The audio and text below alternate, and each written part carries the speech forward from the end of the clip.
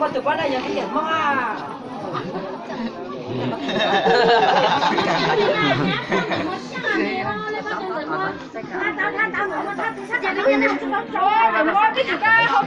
tụ chế ra đầu phong quá.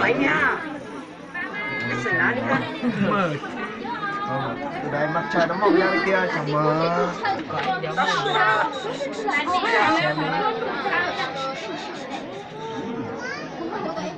Có mặt trời à?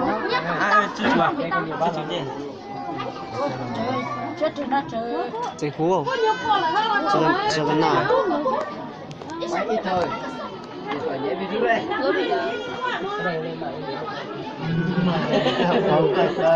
Đây mời cảm ơn nha. Ôi, nhìn đây. Đi từ từ lên. Cảm ơn đi. Đi từ từ.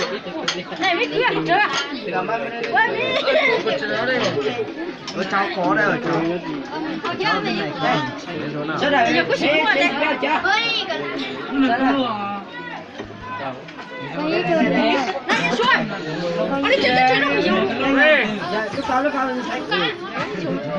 Anh mới miếng nào? Cái bác xong về. Đây à.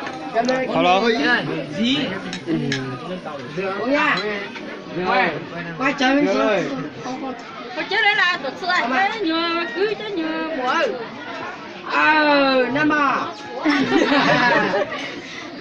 Uống nha. Với tiếng là cho chế cho cô này nhé.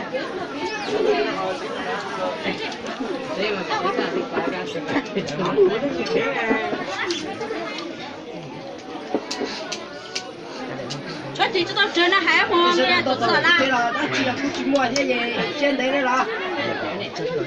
Với một chơi một đề đây.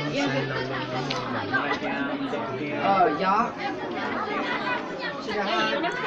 Nó còn nếu video trong màu linh tinh bài hai cho YouTube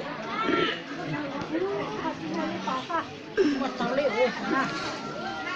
Biết chưa một tàu tàu. đi xe ngảo mà